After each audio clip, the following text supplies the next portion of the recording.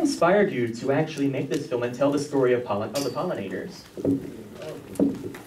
Well, I guess I got seduced by flowers like 35 years ago, and I started to shoot time-lapse when I graduated from film school because I couldn't afford to shoot real-time. I could afford to shoot one frame every 20 minutes, which was only like $1 a day. And I haven't stopped since. So when I heard about the fact that the bees were disappearing, it motivated me to take action. And you can't tell the story about the bees without telling the story about flowers and how they co-evolved. And obviously it became more than just even an environmental film for me. It became, I think, an inspirational film that works on a deeper level. And to the crowd here and to the tribe, I know they got it on a much deeper level too.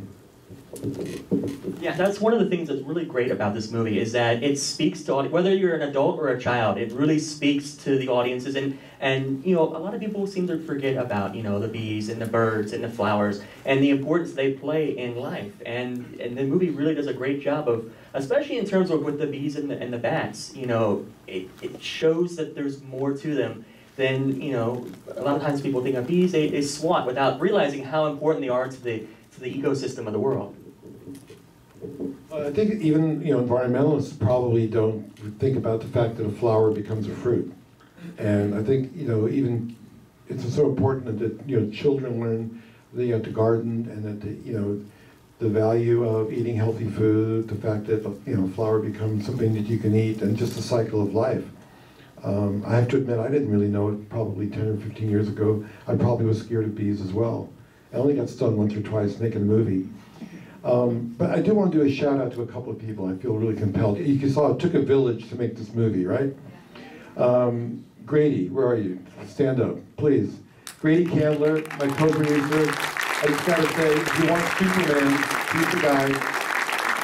The definition of a producer is someone who makes things happen, and this guy makes it happen all the time. Elise Liu, where are you, Elise? Come on, Elise, stand up, because these are the people who worked with me for 2 years, non-stop. Jonathan, my editor, please. John Shealy, please stand up. Okay? And there's so many people here.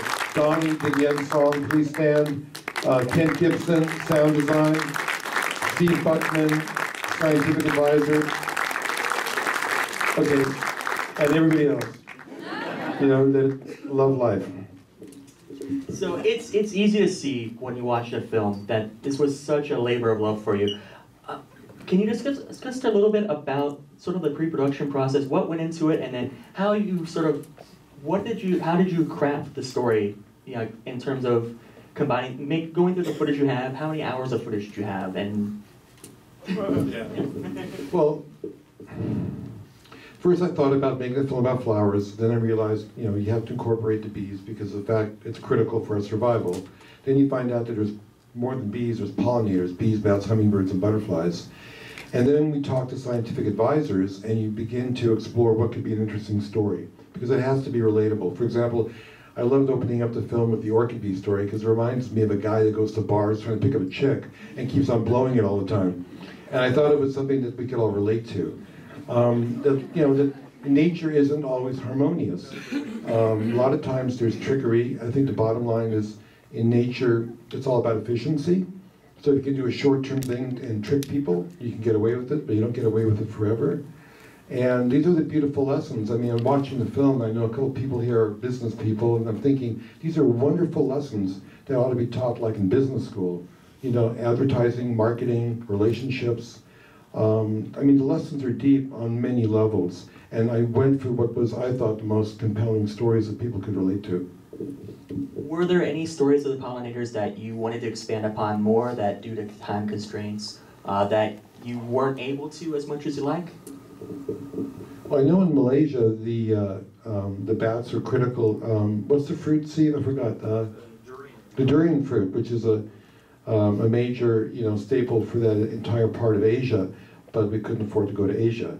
But I think it was good we did a compromise in filming the Sonoran Desert because it was a different locale, doing a desert environment as opposed to another kind of like green environment. So those compromises end up being, I think, blessings in disguise.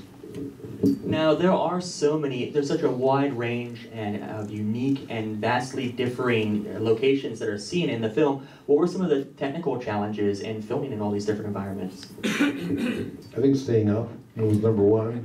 We did like 8 or 9 days of all-nighters, with the bats, and 4 nights in a row, nothing happened. And you just keep on doing that, and you keep on drinking a lot of coffee, and before you know it, you've got Montezuma's Revenge, and we're doing helicopters during the day. So yeah, it was difficult, but it's rewarding, finally, being here with you guys. I mean, there is a payoff, but it's not exactly glamorous waiting around for bats to hit a flower in the middle of the desert. So with the opening of the movie, The Orchid Bee, and its story, you actually captured something that's been kind of impossible to capture on film before, with the pollination of the orchid blossom. How did you manage to do that? How much effort and work went into that? I'm trying to remember, when we landed, we had 4 straight days of rain. It was supposed to be the end of the rainy season. We had a scientific expert there who had been gathering orchid bucket flowers for us. We only had 2 specimens. As we started to unpack, the rain stopped, flowers started to open, boom, we're shooting. We got the shot. The whole time we were in Panama, we didn't have another flower to shoot with. So we got it on day 1.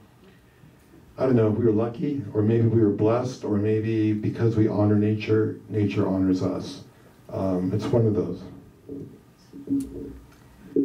So can you talk a little bit about the nature of filming, like a documentary like Wings of Life, compared to some of the other work you've done in the past? Well, it's all about celebrating life, and I think that, if I look back, and you mentioned earlier, like, for example, America's Heart and Soul, shooting real people in real places that are extraordinary. I think the same thing holds true with bees, bats, hummingbirds, and butterflies. I think I enjoy unveiling those magic moments that are hard to capture. If the lighting is there and the beauty is there, then I think it helps enhance the story. But it isn't just about beauty and good lighting. I feel, and what I learned from, I think, doing this film more than any other film, is that you will fall, whatever you fall in love with, you'll protect. And I think beauty is a mechanism for having us protect Mother Nature. And it drives us, and I think we're hardwired to do that. So it can be the face of a human being, it can be a bee, which has its own little character. I think I enjoy kind of looking for the mysteries in life and unveiling those secrets, and doing altered, frame rates and micro, macro, to see things that naked eye can't see, but are still real. And I think it also maybe makes you more conscious, more aware, more of a compassionate human being, makes you more present, because you're realizing all the stuff is happening right underneath your feet, and you're not even aware about it. So it's kind of good to slow down, smell the roses, enjoy life, which I wish I could do. I should practice my own medicine. But that's a good thing to think about. So for you, what was the most amazing thing you witnessed in the entire filming process of Wings of Life? I mean, there are so many great moments. I would have to say that the monarch butterfly sequence, being surrounded by millions and millions of butterflies all around your head, bouncing into your ears, and that sound was incredible, of actually hearing butterfly wings flapping. It was like being in heaven. It was, you saw it. I mean, it's really cool. But to really be surrounded by it was really a high point. And now, maybe it was high because we were at 10,000 feet, but all of that was really good.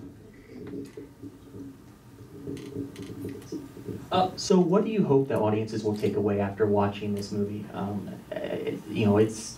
It shows a world that's just absolutely amazing that people don't get a chance to see otherwise. But beyond that, what else do you hope they take away from it? Well, I think the most important thing, I guess, would be to protect the pollinators.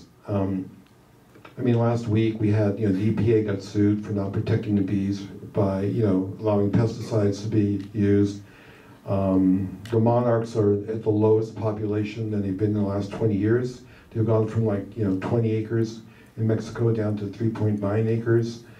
I don't want to get political, but Obama did pass a law protecting Monsanto from being sued. There's a we are at a critical moment right now, and I think the takeaway would be for audiences just to be aware of it, to be conscious, to be aware of the choices we make in our food, in how we use energy.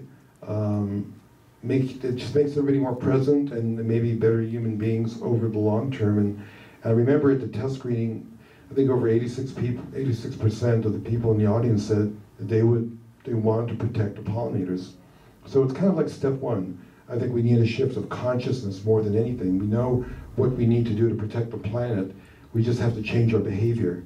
And that's going to take maybe falling in love with pollinators and flowers as a beginning. It's the foundation of life. It's critical. And I hope that slowly it will, well, not slowly, quickly. It's got to happen. All right, so I'm going to open